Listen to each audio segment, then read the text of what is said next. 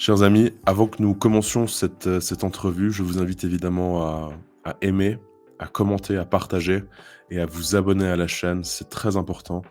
Vous êtes plus de 2 tiers à écouter mes entrevues et à ne pas vous abonner, donc n'hésitez pas à vous abonner, c'est très précieux. Merci beaucoup.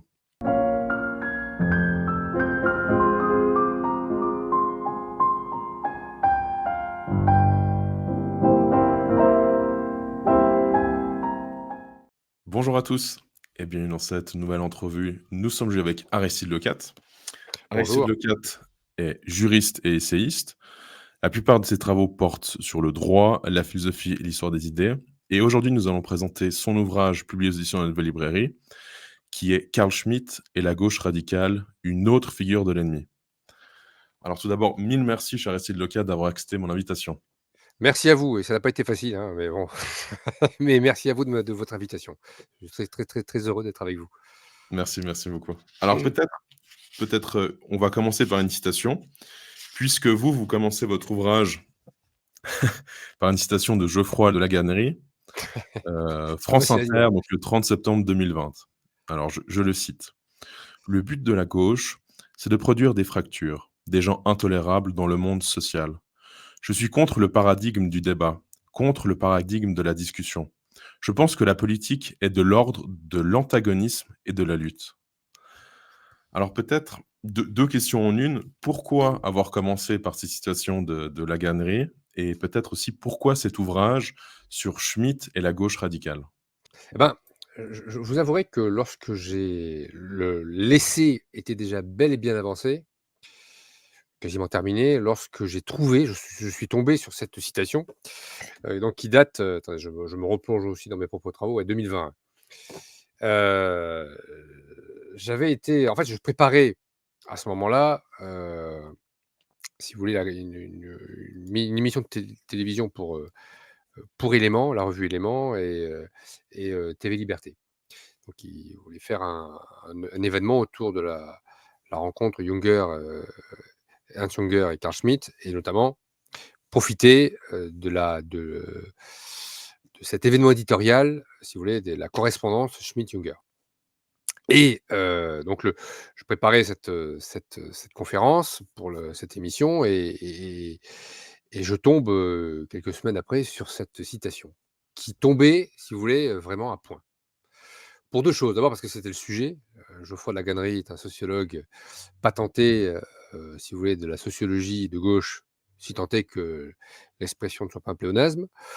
Heu et hem et en plus, je trouve que cette citation, est parfaitement révélatrice, si vous voulez, bon, déjà d'un certain état d'esprit de la gauche en France, et peut-être même en Europe, hein, mais au moins, en tout le moins en France. Et évidemment, j'ai vu, si vous voulez, dans cette citation, notamment dans la dernière phrase, hein: «Je pense que la politique est de l'ordre de l'antagonisme et de la lutte», évidemment, une référence schmittienne. Alors je me suis dit évidemment que la Gannerie était peut-être pas aussi, stupide, qu'on voulait bien le croire. Tout sociologue de gauche qu'il était, je pense, c'était peut-être quelqu'un doué d'une certaine culture, et j'ai trouvé ça très intéressant parce que je me suis dit finalement, heu et là, on va pas vraiment parler du fond, donc du thème du livre. Je me suis dit finalement, le rapport entre la gauche radicale, hein, et Carl Schmitt, finalement, c'est un rapport de la limite. C'est le rapport finalement du cas limite. En fait, vous voyez ce que je veux dire? Bon, et de la radicalité, alors, pardonnez-moi, bon, c'est une discussion à bâton rompu, donc, la radicalité vraie, si vous voulez, la radicalité au sens littéral du terme, c'est-à-dire qu'on va vraiment à la racine et on ne va pas se cacher derrière son petit doigt, et la Gannerie a mis en avant véritablement ce qu'a toujours été le combat de la gauche, extrême d'ailleurs, hein, radicale, hein, à savoir que bon, c'est, éradiquer son ennemi. Moi, j'en suis persuadé.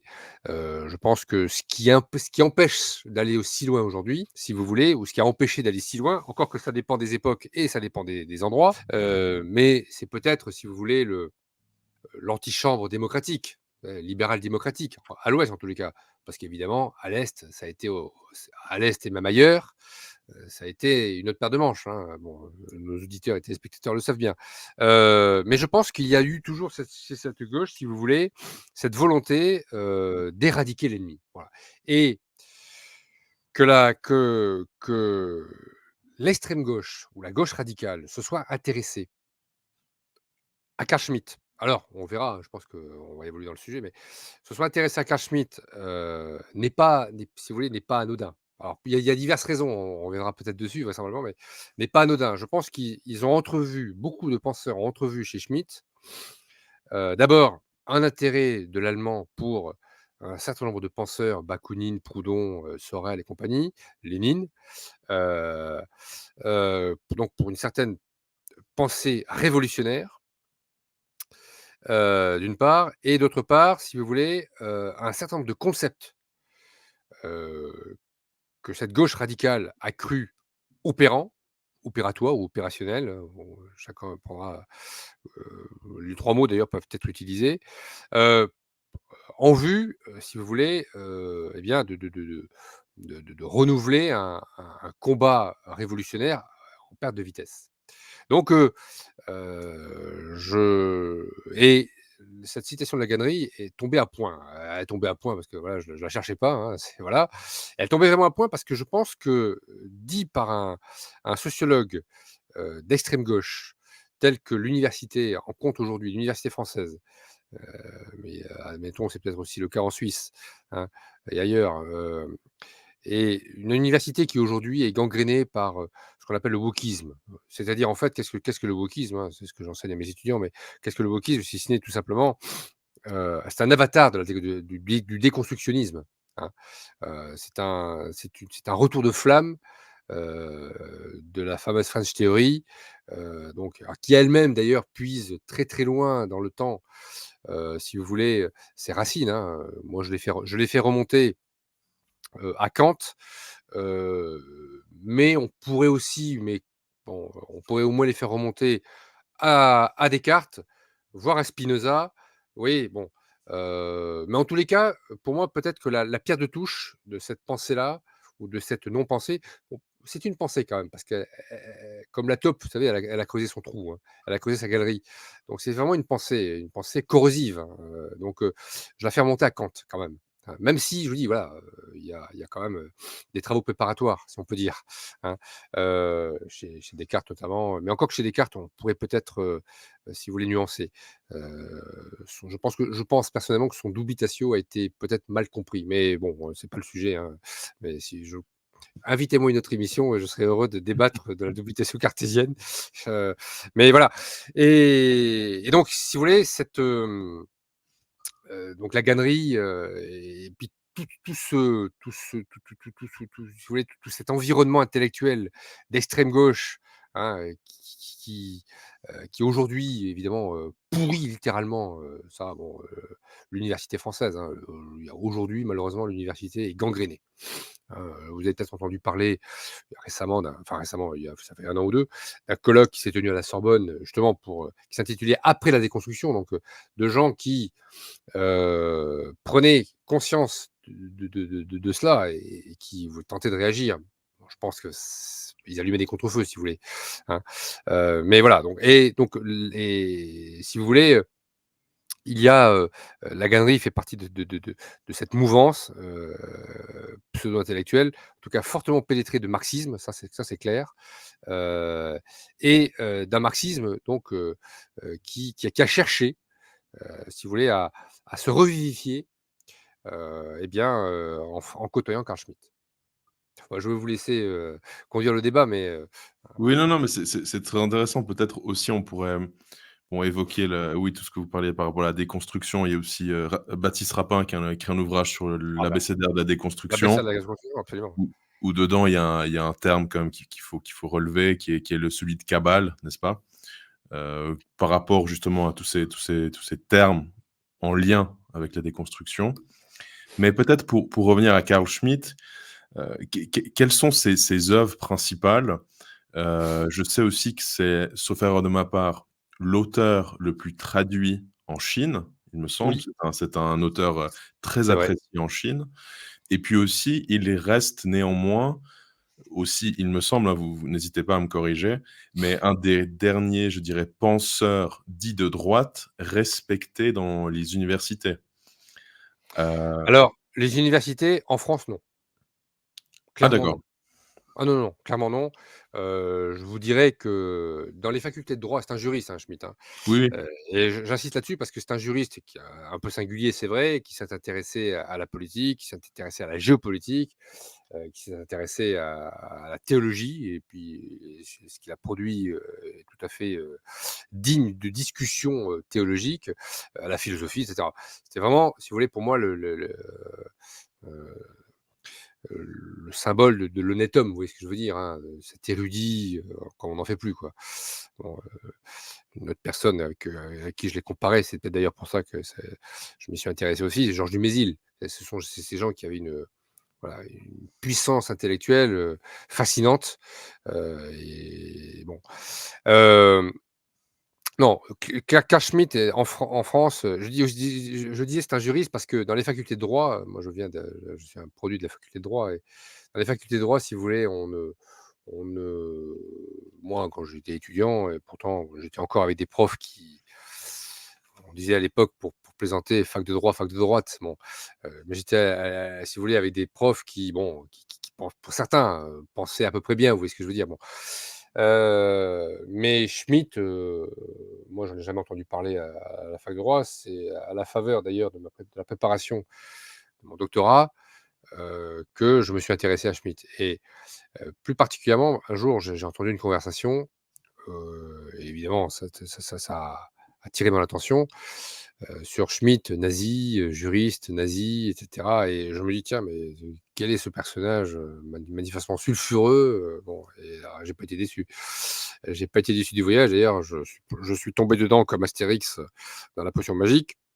Je voilà, je donc et j'ai découvert, si vous voulez, un penseur qui est vraiment ostracisé en France. Il y a 3 personnes en France, si vous voulez, qui ont contribué, hem, à faire connaître Schmitt, auprès d'un public relativement cultivé. Dans l'ordre chronologique où bon, c'est, F Julien Freund et Raymond Aron et la dernière personne, c'est, Alain de Benoît. Schmitt a entretenu, des relations, d'abord épistolaires et ensuite ils se sont vus et même des relations d'amitié, alors qu'ils venaient quand même d'horizons assez différents, avec Julien Freund.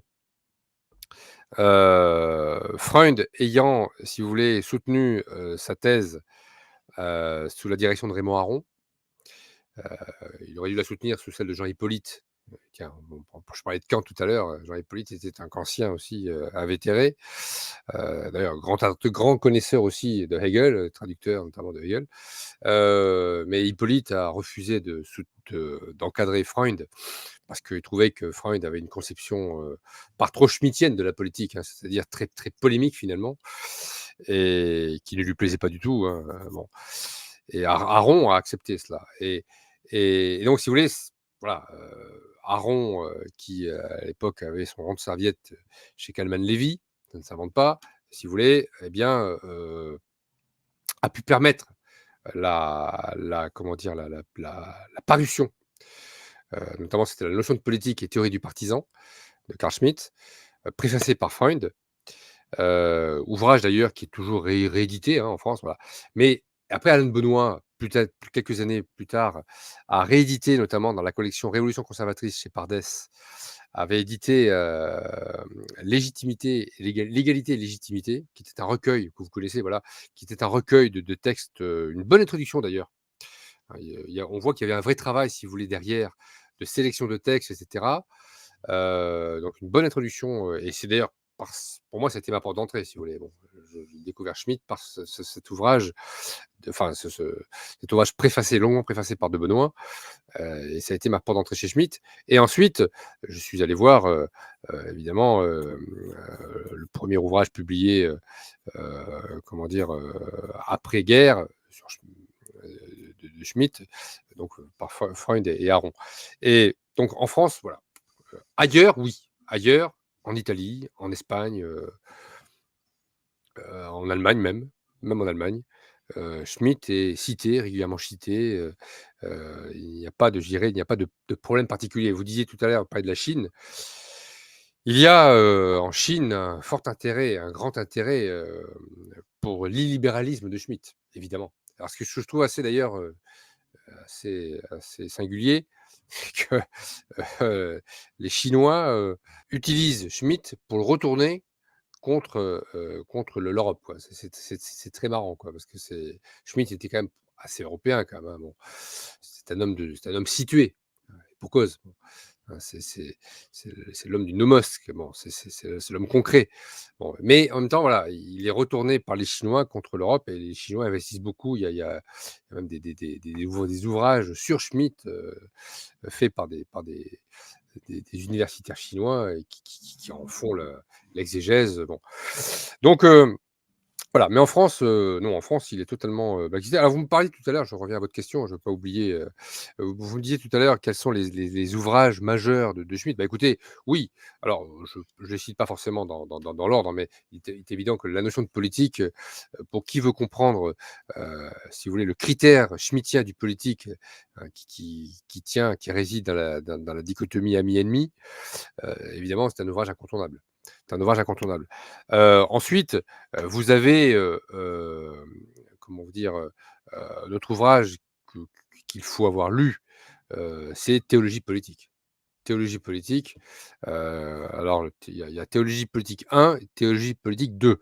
Le 1 date de 1922, c'est, cet ouvrage qui débute par cette, incipit célèbre: «Est souverain celui qui décide de la situation d'exception».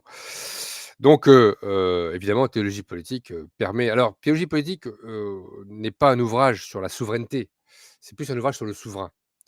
C'est un ouvrage sur le souverain et c'est un ouvrage d'ailleurs qui est d'autant plus important qu'il permet, quand même, d'éviter de dire des bêtises sur Schmitt. Schmitt était un juriste. J'insiste là-dessus parce que lui-même le disait d'ailleurs, hein. Il disait: «Mais je suis juriste, point et pas théologien», par exemple.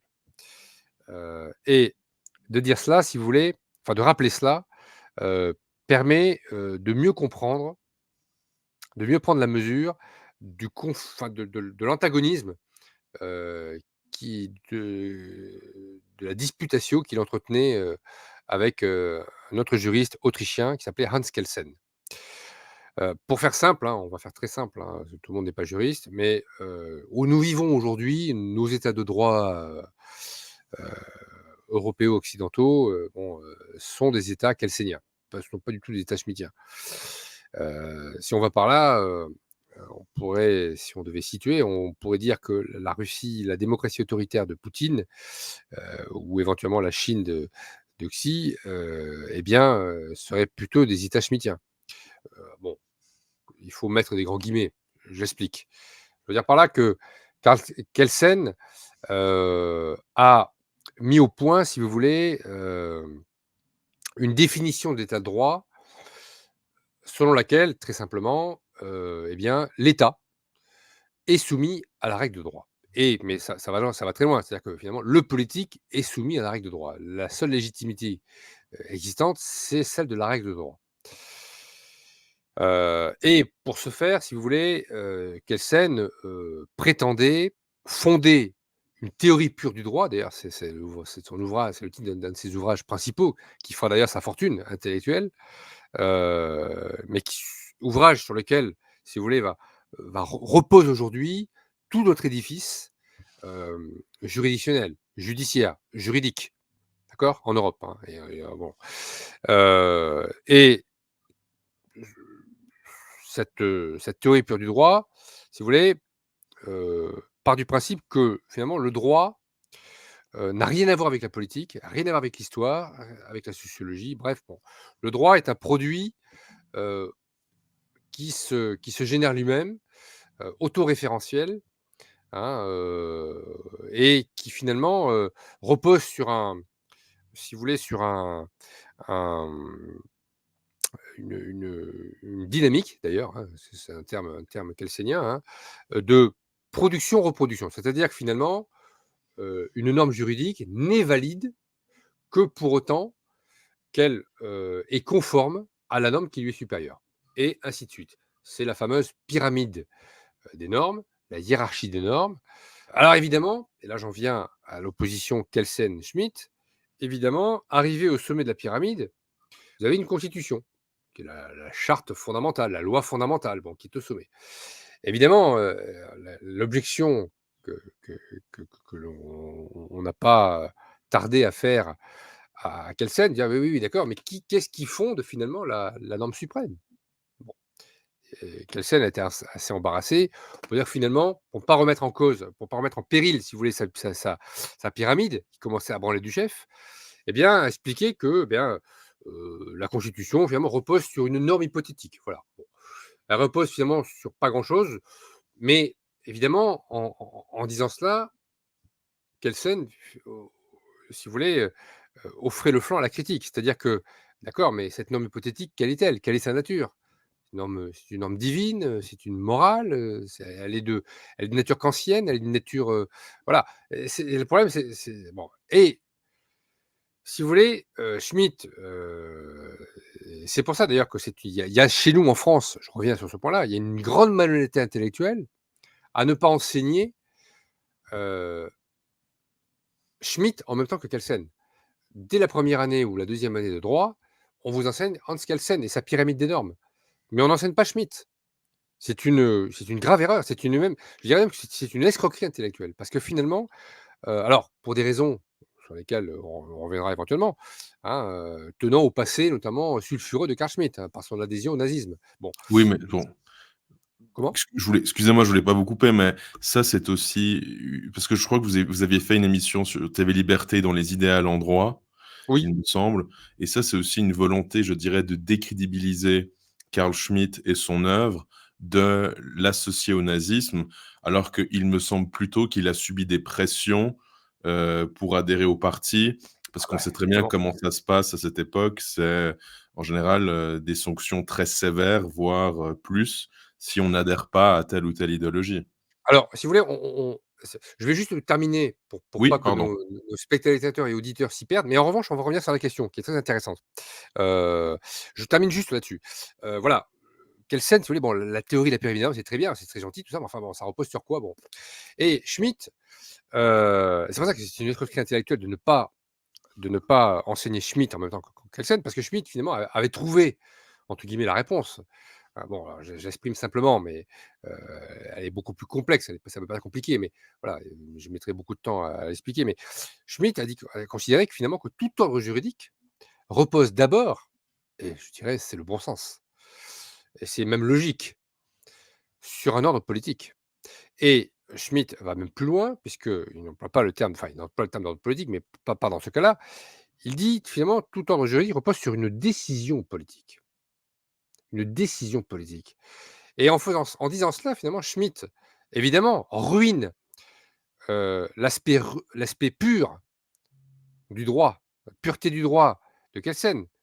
Oui, certes, mais en même temps, il remet le droit à l'endroit. C'est-à-dire que finalement, eh ben, il fait reposer le droit sur une décision politique. Ce qui, pour le coup, donne du droit un, comment dire, un aspect réaliste. Voilà, c'est tout simple. C'est malheureusement, vous savez, le grand travers qui pour moi là aussi est un enfin, c'est une espèce d'orgueil intellectuel, de vouloir finalement sortir, une science sociale, hein,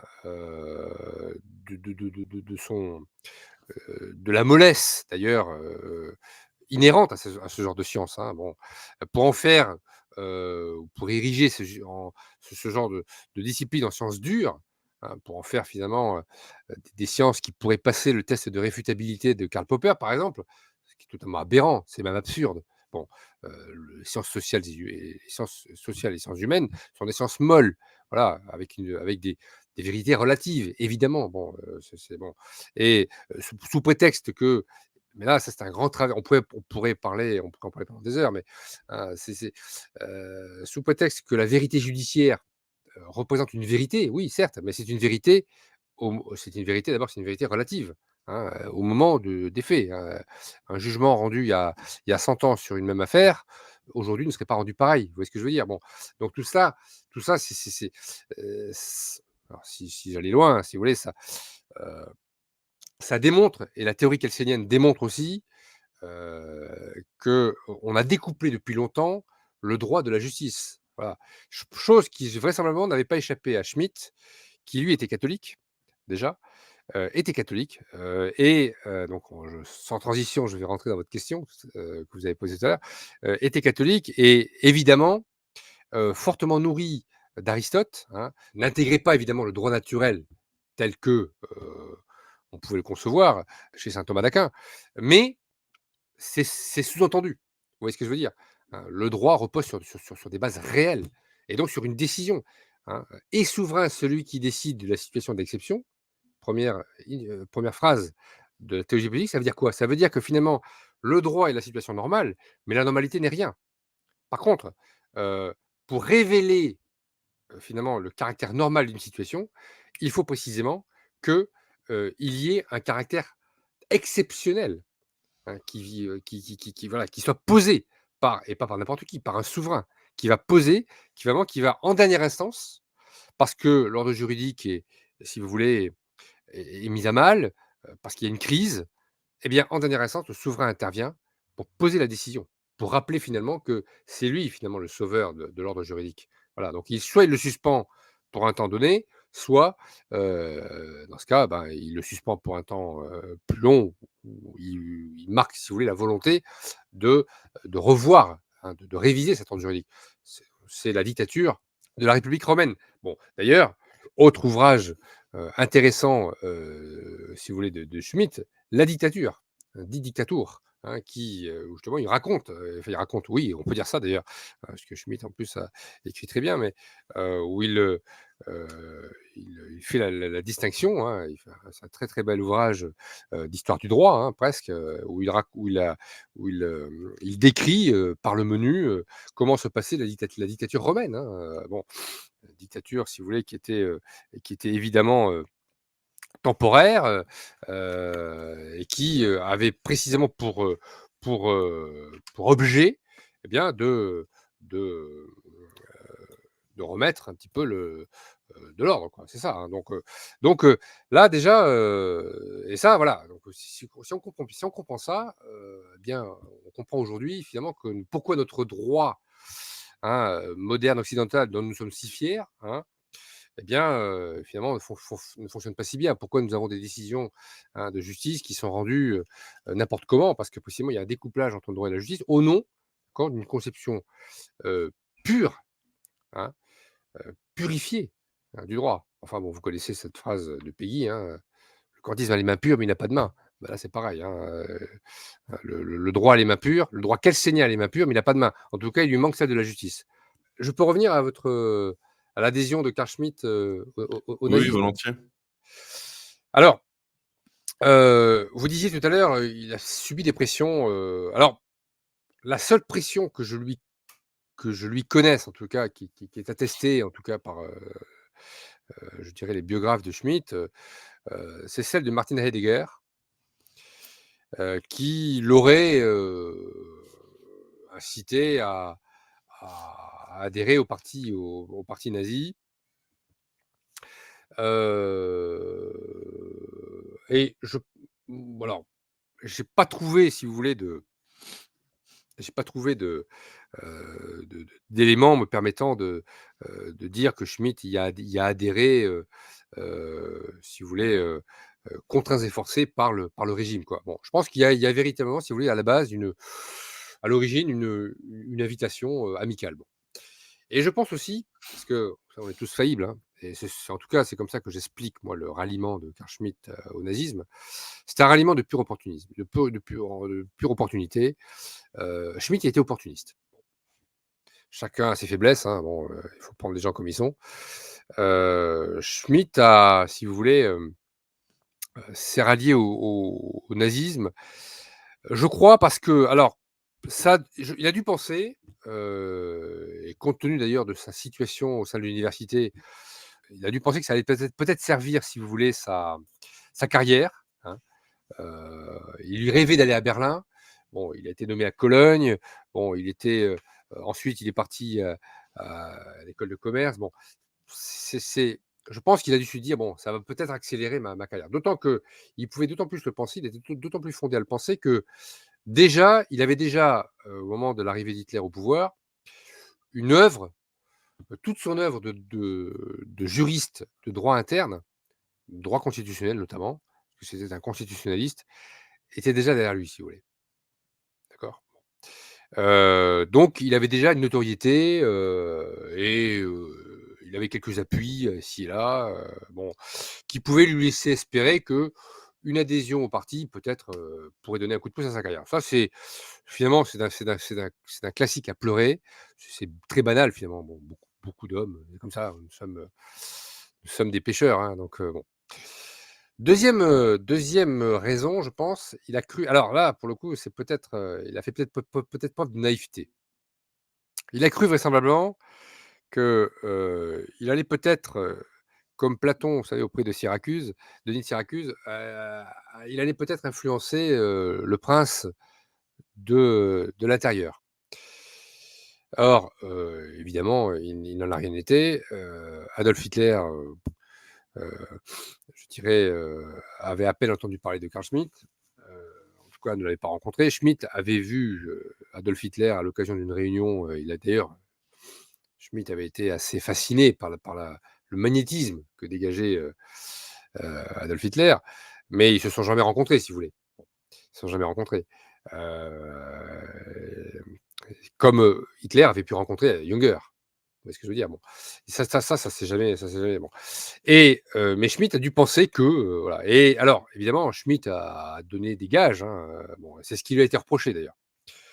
Il a commis quelques articles, bon, on dirait aujourd'hui antisémites ou antisémitiques, bon et qui évidemment, si vous voulez, sur une carrière d'abord, Schmitt est né en 1888, il est mort en 1985, quasiment centenaire. Bon, sur une carrière longue, bon, il a adhéré, en 33 au nazisme, il en a été viré, à coups de pied dans les fesses, je reste poli, en 36 et encore, il est passé, si vous voulez, heu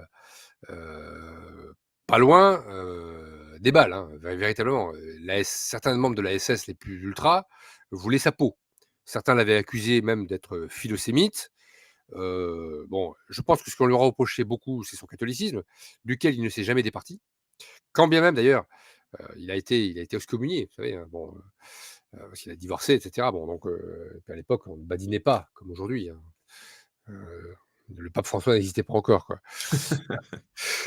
Donc, si vous voulez et donc, Schmitt ne s'est jamais départi de son il n'a jamais adhéré, si vous voulez, au paganisme ambiant et cetera. Bon et en plus, et ça n'a pas dû plaider en sa faveur non plus, mais alors même qu'il avait donné quelques textes, assez virulents, sur la science juive allemande et cetera, mais la science juridique allemande, juive, bon, ça avait pas, mais il avait surtout, il avait milité avant l'arrivée d'Hitler au pouvoir, pour l'interdiction déjà du parti national-socialiste. De la même façon d'ailleurs qu'il avait milité pour l'interdiction du parti communiste allemand. Donc, si vous voulez, il y avait, parce que Schmitt considérait que, il fallait sauver,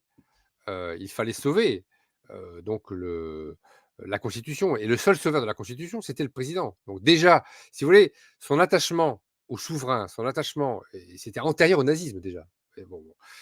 Ensuite, il a voulu faire d'Hitler le gardien de la Constitution. D'ailleurs, il y a un article assez connu d'ailleurs, hein, bon, qui a été publié en français d'ailleurs, bon, par un détracteur de Schmitt, hein, mais peu importe. Mais en tout cas, si vous voulez, il y avait quand même Schmitt n'a jamais été un nazi arabique. Bon, voilà, Schmitt était plutôt, si vous voulez, bon, encore, il faut mettre de gros guillemets, il faut nuancer, mais Schmitt, si vous voulez, était, comment vous dire? Tendance un petit peu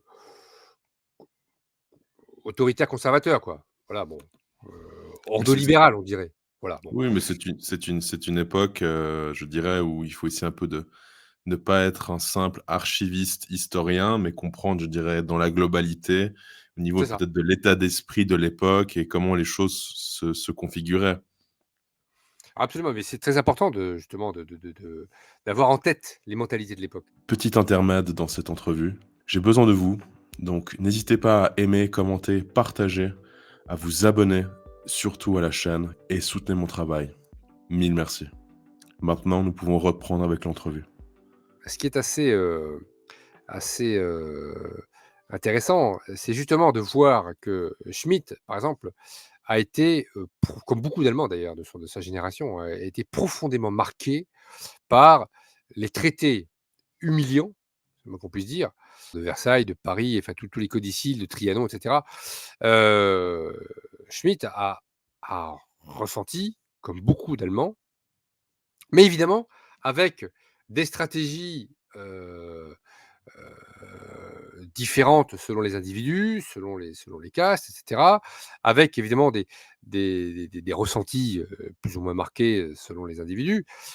Bon, Schmitt, évidemment, n'était pas un grand admirateur, bon, de la République de Weimar, mais pensait qu'au contraire, on pouvait peut-être la sauver en réhabilitant finalement, si vous voulez, le le chancelier du Reich. Donc il croyait, si vous voulez, en la personne d'un souverain fort. Bon, et évidemment, lorsqu'il a vu Hitler, bon, alors en plus Hitler avait tourné la page de la République de Weimar, donc ça ne devait pas mécontenter évidemment quelqu'un comme Schmitt. Mais Schmitt n'était pas un idéologue. D'ailleurs, je mets quiconque au défi, si vous voulez, de me trouver la moindre once d'idéologie.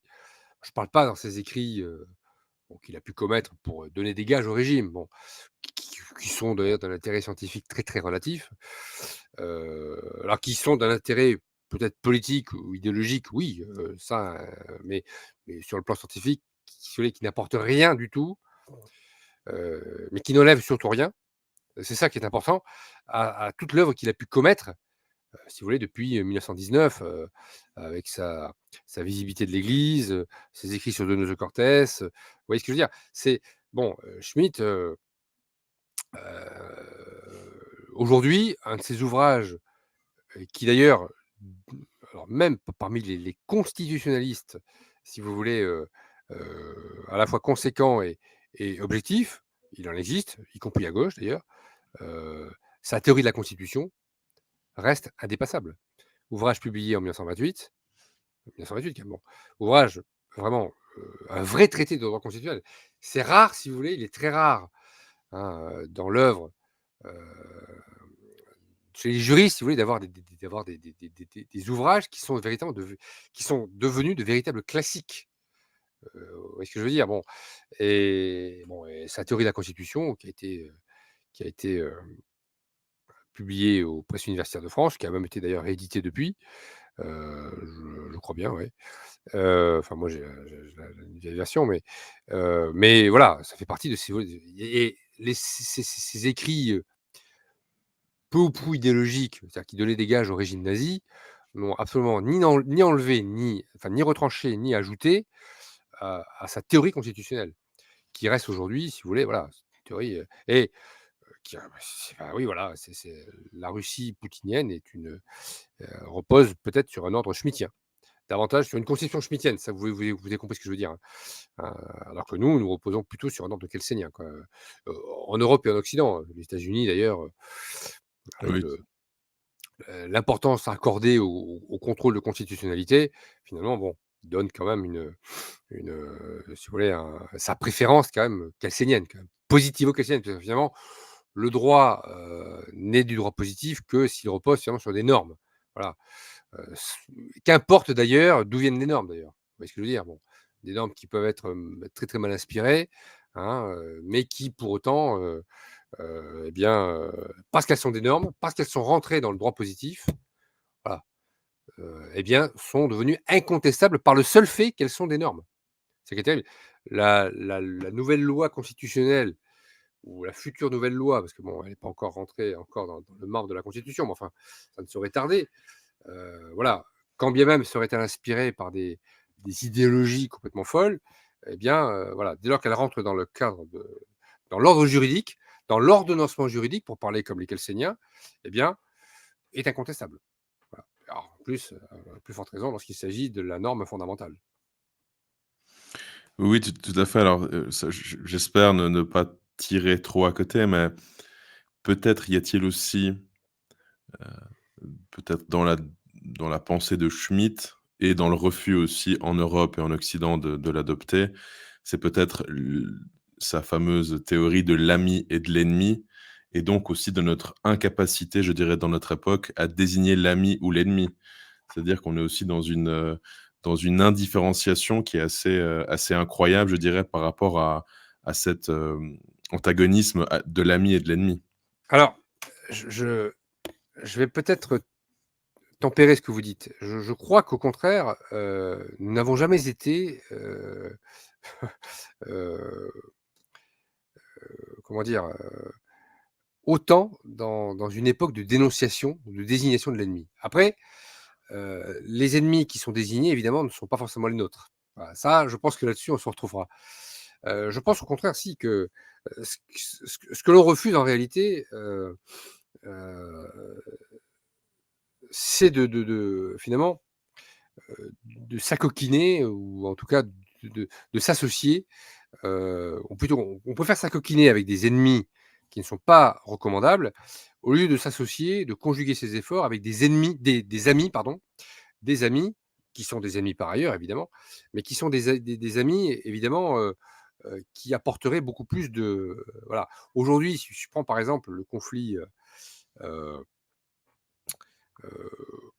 ottano-russe, hein, parce que bon, l'Ukraine finalement n'est qu'un paillasson quoi. Bon, ça c'est, ça je dis pas ça pour nuire à nos amis, ukrainiens, mais bon, c'est le conflit l'Ukraine n'est qu'un prétexte finalement. Bon, or, il est évident une un Carl Schmitt par exemple, je ne veux pas faire parler les morts non plus, hein, mais, si vous voulez, Carl Schmitt, considérerait que, sur le simple plan du réalisme politique, et Schmitt était un réaliste, indéniablement, il vaudrait mieux, heu, ne pas mettre de l'huile sur le feu en, en exacerbant les les polarités, bon, et voilà, et cetera, et en créant peut-être les conditions d'une troisième guerre mondiale, bon, qui d'ailleurs, franchement, je peux même pas imaginer d'ailleurs le l'Armageddon que ça pourrait être que ce pourrait être parce qu'évidemment, bon, heu et si vous voulez, sur le plan du réalisme politique, il vaudrait mieux ne sans forcément s'allier avec, pas aux Européens de s'allier avec Poutine. Poutine a son agenda politique, certes, mais aussi géopolitique. C'est évident que c'est une lutte d'empire. C'est une lutte d'empire. Bon, c'est évident que voilà, il faut se mettre ça en tête, hein, et pas faire de la poutinolâtrie, aveugle. Mais aujourd'hui, on n'en est pas là, ça, je pense que tout le monde l'aura compris. On est plutôt dans une espèce de washingtonolâtrie, totalement, aberrante, qui fait qu'on risque peut-être de mettre de l'huile sur le feu. Je pense qu'au contraire, il faut, faire preuve de réalisme et notamment Schmitt vous aurait dit que dans la désignation de l'ami et de l'ennemi, il ne s'agit pas de tout confondre. On se situe, si vous voulez, dans des dimensions qui sont différentes. L'ennemi ou l'ami, c'est pas évidemment le copain, avec qui que vous allez inviter à table. Vous voyez ce que je veux dire? Bon, c'est l'ennemi public et l'ami public, c'est-à-dire celui avec lequel, éventuellement, on peut avoir des désaccords, mais des désaccords qui sont nécessairement, si vous voulez, plus ou moins longs, mais qui, à un moment donné, ont vocation à se résorber. Parce que, bah, il faut bien quand même que les relations, internationales se poursuivent. On ne peut pas rester quand même toujours d'ailleurs, l'histoire a démontré depuis l'aube de l'humanité que c'est toujours comme ça que ça se passe. Bon, heu, or, si vous regardez bien, vous savez en politique, hein, l'importance donnée au symbole et ne doit pas être, si vous voulez, négligée. Heu, Quand vous regardez cette photo aberrante, mais bon, en même temps, de la part de notre chef d'État en France, on ne peut pas attendre moins. Il nous a, lui et d'autres d'ailleurs, hein, ces devanciers nous ont habitués malheureusement à avoir honte de nous-mêmes. Mais à chaque fois, je pense qu'on recule, si vous voulez, les limites. Bon. Mais là, cette photo, vous voyez Emmanuel Macron qui serre la main comme ça de Zelensky. Et on voit d'ailleurs, voilà, les deux ont l'air d'être de bons camarades. On se demande d'ailleurs s'ils vont pas aller manger chez l'un ou chez l'autre. Bon, bon. Et si vous voulez, c'est typique. Enfin, comment vous dire il y a quelques décennies, un De Gaulle, par exemple, je ne parle même pas d'ailleurs de chef d'État, un Mitterrand ou n'importe qui, bon, vous voyez, ne se serait pas comporté comme cela. Si vous voulez, notamment en diplomatie, la politique, il y a aussi une mise en scène, il y a du théâtre, c'est évident. C'est évident. Mais justement, dans le théâtre d'avant, si je puis dire, il y avait une distance. Parce que je veux dire, il y avait une distance. Il y avait un quant à soi. Il y avait une bienséance. Il y avait, voilà, un gentleman agreement. Vous voyez ce que je veux dire? Cette espèce de règle non écrite qui faisait qu'il y a des choses qui ne se faisaient pas. Hein. D'ailleurs, notre C'est Camus, d'ailleurs. Hein. oui, oui, mais Et aujourd'hui, cette proximité physique, presque charnelle, de deux chefs d'État, bah oui, Zelensky d'un côté et Emmanuel Macron de l'autre, qui s'embrassent presque sur la bouche. Bon, ça c'est et qui démontre bien, si vous voulez, que nous sommes passés. Le symbole est très important en politique, d'autant plus quand il est amplifié, si vous voulez, par l'univers médiatique.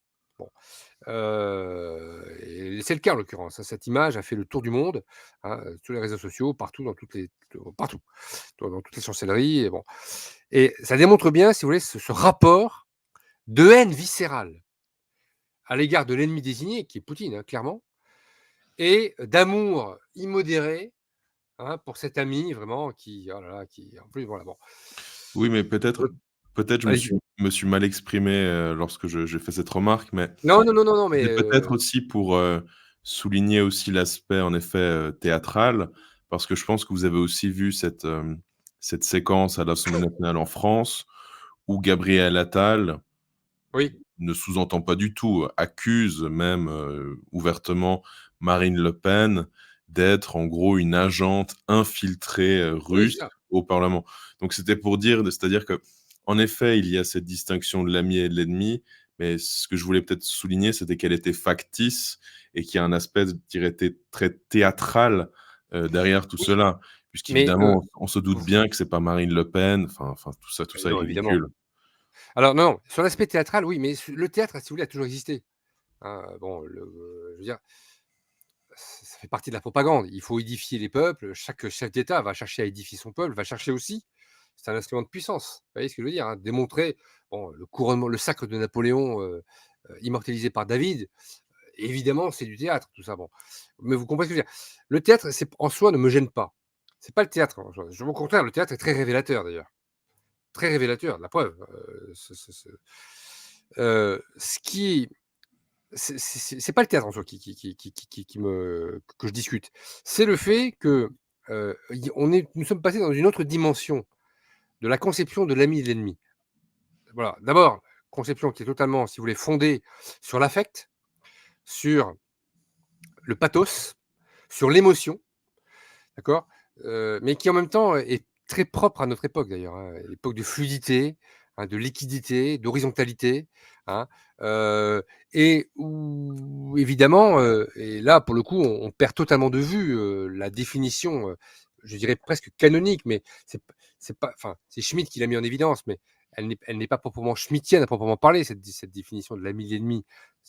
Schmitt n'a fait que révéler finalement, hem si vous voulez, la structure profonde des relations politiques et géopolitiques. L'ami, l'ennemi, point.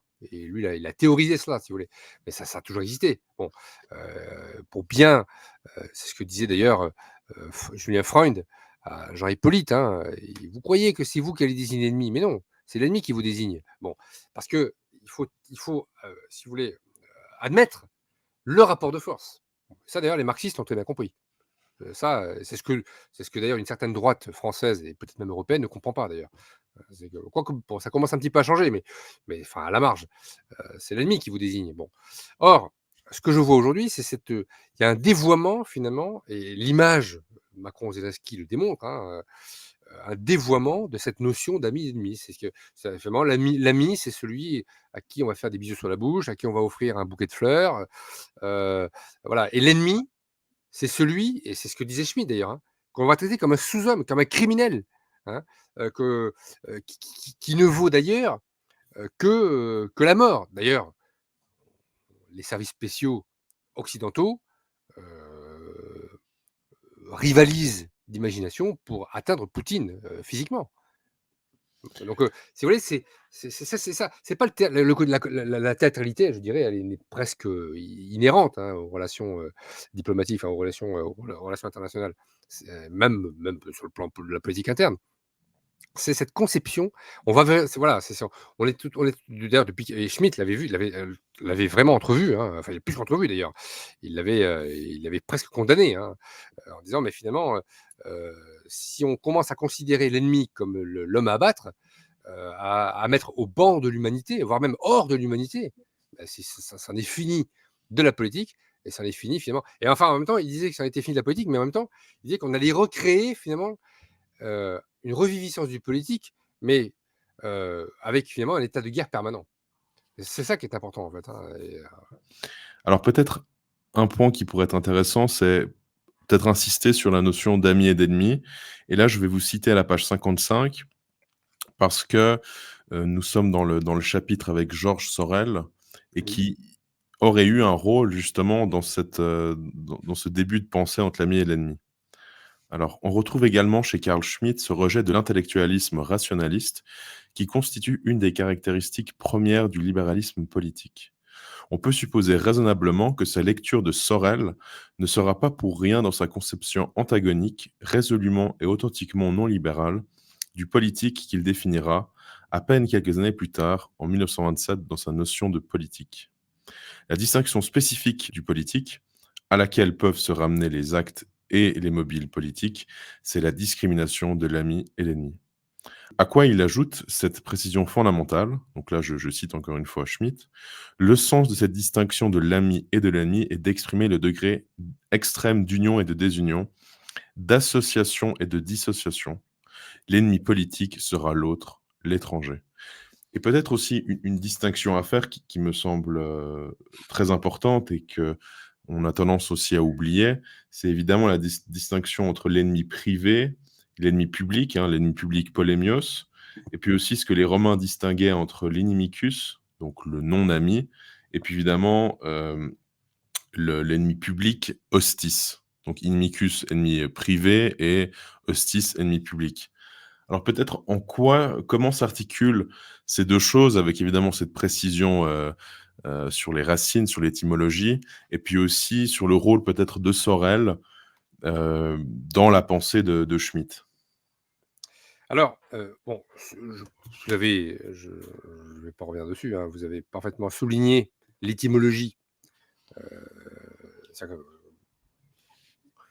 si vous voulez, de l'ami et de l'ennemi, hein. Schmitt, ne considère l'ami que dans sa sphère publique et l'ennemi dans sa sphère publique. D'ailleurs, c'est une définition consubstantielle à la politique du Schmitt, c'est le public, la dimension publique. Bon. D'ailleurs, même dans sa théorie de la Constitution, d'ailleurs, il en vient même d'ailleurs à, euh, à écrire quelques développements sur le fait que le vote, le vrai vote en démocratie, devrait être à main levée et non pas dans l'isoloir. Parce que précisément, ça renferme l'individu sur lui-même et ça le met finalement en situation de soliloque avec lui-même, quoi. Donc c'est tout à fait contraire à la dimension publique de la politique. Très intéressant d'ailleurs. En France, on Alors, vote encore la main levée dans une, c'est la Landsgemeinde où on lève encore la main levée, mais c'est le seul endroit, je crois même au monde encore, où on lève la main ah levée. ouais, ouais, ouais. Alors, pour en revenir à, enfin, là-dessus, si vous voulez, bon, je vais pas gloser plus que de raison, puisque voilà, vous avez dit les choses très justement, et voilà, nous sommes Macron-Zelensky, pour faire simple, c'est une conception de l'ami privé et de l'ennemi privé finalement. Hein, celui que il y a même d'ailleurs un rapport assez infantile d'ailleurs. Hein, bon, dans la cour de récréation, hein, on a le bon copain et puis celui à qui on va casser la figure, quoi. Bon, parce que on voulait l'éjecter, vous voyez. Bon, mais finalement, ça démontre une immaturité quand même. C'est pour ça que ça fait peur quand même, parce que c'est Macron qui décide de jouer les va-t-en-guerre. Bon, euh, finalement, est un grand enfant, quoi. Bon, voilà, je pense que tout a été dit là-dessus. Bon, maintenant, je reviens sur l'aspect sorélien. Oui, alors après, Schmitt a été un grand lecteur de Sorel, grand lecteur de tous les auteurs que je cite d'ailleurs dans le livre. Hein, bon, Bakounine, Proudhon, grand lecteur de Proudhon, etc. Mais je pense que, alors, je pense que oui, effectivement, sa lecture de Georges Sorel n'est peut-être pas pour rien dans sa théorisation de la dichotomie ami-ennemi. Pourquoi? Tout simple, pour une raison simple. Au-delà, si vous voulez, euh, du mythe sorélien, hein, bon, sur lequel d'ailleurs Schmitt s'étend assez peu. En revanche, Schmitt était plutôt impressionné par le fait que Sorel en appelle finalement à un renversement radical par la violence, mobilisé par le mythe. Bon, d'accord. Mais c'est surtout ça. Enfin, c'est le renversement de l'ordre par la violence. Et précisément, bon, Sorel n'appelait pas au meurtre, évidemment. Mais enfin, dans sa théorie et dans sa conception de la, dans sa réflexion sur la violence, pour reprendre le titre de son principal ouvrage, d'un de ses principaux ouvrages, eh bien, je pense que Schmitt a très bien vu que Sorel avait très bien compris que une révolution marxiste, communiste authentique devait passer, évidemment, non pas par les urnes, ça c'est évident. Donc je pense qu'il y avait un antiparlementarisme, un antilibéralisme dans lequel Schmitt a pu se retrouver, hein, mais évidemment par comment dire, le grand renversement par la base. Bon. Et Sorel, évidemment, désigne clairement qui est l'ennemi. C'est l'ennemi de classe, c'est la bourgeoisie, c'est l'État. Hein, bon, c'est tout un système finalement qui empêche la classe des producteurs, finalement, hein, l'authentique classe des producteurs, la classe ouvrière, eh bien, de pouvoir prendre en main son destin. Donc, et je pense qu'effectivement, Schmitt a été encouragé, si vous voulez, dans sa conception par la lecture de Sorel. Alors, il y a peut-être aussi un autre penseur que nous pourrions évoquer. C'est la page 62, où vous évoquez évidemment l'importance aussi de Proudhon et sa critique de cet antagonisme. Donc là, c'est à la page 62-63. Je ne vais pas tout citer parce que c'est une grande citation. Mais vous parlez, enfin, où il parle, il me semble, d'ontologie agonistique comme Oui, caractéristique fondamentale de la pensée proudhonienne, ne croit guère, cependant, que l'antagonisme soit le lieu d'expression du politique. Ces propos particulièrement acerbes et méprisants à l'endroit du suffrage universel montrent, au contraire, sa défiance à l'égard du politique. Alors peut-être en quoi y a-t-il peut-être une continuité ou justement peut-être un arrêt entre Sorel et Proudhon je dirais dans la alors pensée de Schmitt? je ne sais pas si on peut parler de continuité ou, si vous voulez. Non, je pense que quand Schmitt, si vous voulez, parle de Proudhon, il y a la défiance, si vous voulez, pour les mécanismes parlementaires. Voilà. Et on retrouve ça évidemment chez Proudhon. Heu, Proudhon ne refuse pas l'antagonisme, évidemment, parce qu'il s'agit toujours d'abattre le même ennemi, hein. Bon, mais si vous voulez, alors là aussi, quand j'ai écrit cet essai, il faut faire attention parce que Schmitt a eu beaucoup de lectures, d'accord? Bon, moi, j'ai sélectionné dans les lectures, d'auteurs révolutionnaires qu'il a pu lire, j'en ai sélectionné certains, heu, mais ça ne veut pas dire pour autant que ces auteurs ont eu une influence directe, si vous voulez, sur son œuvre. Bon, mais en tout cas, voilà, ça la lecture de Proudhon, effectivement, a pu heu, si vous voulez, le prévenir, hein, sur, comment dire? Le le poison libéral, finalement, inhérent au parlementarisme, voilà. Et je pense qu'il a dû trouver évidemment chez mis il a lu Proudhon, mais il a lu aussi Bakounine, par exemple, qui était un anarchiste, lui, heu, beaucoup plus, enfin, je ne vais pas dire radical, parce que Proudhon était quand même très radical aussi, mais beaucoup plus violent. Heu, donc si vous voulez, il n'y a pas de, heu, voilà, quand je cite Proudhon, c'est voilà, il fait partie des auteurs qui ont pu, nourrir à un moment donné, sa critique, d'accord, du parlementarisme, notamment du libéralisme. Alors peut-être un dernier point aussi qui semble intéressant, c'était aussi une citation qui parle de Dieu. Donc là, c'est vous, à la page 65, où vous dites: «L'ère des neutralisations s'accompagne d'une ère des laïcisations. Attendu, conclut Schmitt, que les concepts élaborés par des siècles de réflexion théologique perdent leur intérêt et deviennent affaires privées». Alors peut-être, y a-t-il un rôle, enfin comment peut-on comprendre, l'articulation de cette laïcisation avec, la pensée de Schmitt, dans cette gauche radicale? Alors, ça, c'est une question c'est une vaste question ça, hein. Ça mériterait de plus ample vraiment de grand développement. Je vais essayer d'y répondre en quelques secondes. Hem, Surtout qu'en plus vous l'articulez, enfin vous intégrez dans la question justement la gauche radicale. Comment la gauche radicale finalement a pu percevoir cette ère de laïcisation. Alors la gauche radicale, bon d'aujourd'hui évidemment, on je pense que les grands penseurs, si vous voulez, de la gauche radicale, d'ailleurs, dont je parle dans le livre, hein, ne sont pas lus, y compris d'ailleurs par la gauche, France Insoumise, etc. Et puis s'ils le sont, maintenant qu'ils le soient, je pense qu'ils souffrent, si vous voulez, d'un biais déconstructiviste. Voilà. Euh, C'est-à-dire qu'il y avait quand même, si vous voulez, chez des auteurs comme Agamben, par exemple, ou Balibar, bon, encore que Balibar, bon, si vous voulez, un grand ami de Louis Althusser, bon. Mais bon, admettons. Il y avait quand même, si vous voulez,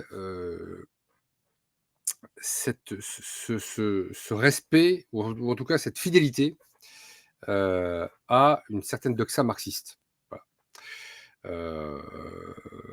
Et alors qu'aujourd'hui, si vous voulez, cette doxa marxiste est passée un peu dans le brouet d'un déconstructivisme qui a tendance un petit peu à en faire perdre un peu la saveur, quoi. Bon. Si révolution doit y avoir, elle n'est plus c'est plus d'ailleurs la révolution, on cherche plus à renverser l'État. Enfin, bon, si on cherche à renverser l'État, c'est pour un projet finalement, ce n'est plus un projet d'émancipation du prolétariat. D'abord, le prolétariat a disparu, ou s'il n'a pas disparu, en tout cas, on s'en désintéresse totalement. Aujourd'hui, c'est finalement, on est passé, l'extrême gauche hein, est passé de son intérêt holiste pour le commun à une prise en compte, une obsession, je dirais même, une obsession individualiste pour les minorités. Voilà. Donc, et finalement, son projet, de, pour son projet originel de destruction de l'État, qui était le projet marxiste, marxiste-léniniste, bon, à tout le moins, est un projet qui ne passe même plus au second plan, je crois, qui est devenu totalement aujourd'hui, quand vous écoutez un Mélenchon, par exemple, il vous dit il faut une sixième république. Bon. Si vous lisez Lénine, hein, ou Trotsky, on ne vous parlait pas vous voyez, de république. Enfin, on disait qu'il fallait abattre l'État, hein, et puis ensuite, adviendra la société communiste, sans État, surtout sans État. Or, ces gens-là, finalement, sont très conformistes, ce qui démontre qu'ils ont intégré, et donc on est véritablement loin du marxisme idéologique, hein, ils ont véritablement intégré ce sont des gens finalement qui sont qui prônent et qui plaident pour un certain confort finalement, hein, un certain capitalisme finalement mis à la disposition de tous, hein, chacun peut avoir un iPhone 15, hein, et puis finalement voilà, l'accès sans limite aux biens de consommation, alors à la condition que ces biens soient écolo-responsables, hein, ou développement durable. Vous voyez ce que je veux dire, hein? Bon, ça c'est quand même la condition sine qua non dictée par sainte Greta Thunberg. Mais finalement c'est ça. Et évidemment, on souhaite une société qui sera d'autant moins conflictuelle que l'on aura éradiqué l'ennemi, c'est-à-dire le fasciste, Poutine, comment dire, enfin voilà, il faut éradiquer l'ennemi. Donc, j'en reviens à notre propos du début, hein, Geoffroy de la Gannerie, hein, qui, oui, évidemment, on ne va plus chercher finalement à, construire un État, une société prolétarienne, communiste, hein, mais on va plutôt chercher finalement à, oui, à dépolitiser, hein, sans se rendre compte d'ailleurs que finalement, ce qu'avait entrevu Schmitt, hein, c'est qu'en voulant dépolitiser, finalement, on crée les conditions d'une nouvelle politique. Voilà. Voilà, c'est ça. Mais on pourrait en parler. Je pourrais développer. Là, j'essaie de contracter ma pensée, mais Écoutez, mille merci, cher Aristide Lecat. Je merci à rappelle vous. votre ouvrage, Carl Schmitt et la gauche radicale, une autre figure de l'ennemi, publié aux éditions La Nouvelle Librairie. Si vous avez aimé cette vidéo, n'hésitez pas à la commenter, à la partager, à vous abonner. Et on se voit très vite pour une prochaine entrevue. À bientôt. Chers amis, comme vous le savez, j'ai ouvert mon espace Patreon et l'espace Rejoindre sur YouTube. Donc vous y découvrirez de nombreuses entrevues, notamment avec l'abbé Rioux, Pierre Hillard, Monsieur K, Lounès Darbois et d'autres. Donc participez, vous aussi, au renouveau de la civilisation catholique, au combat contre-révolutionnaire et soutenez la vraie dissidence. Mille merci de vos soutiens et à très vite.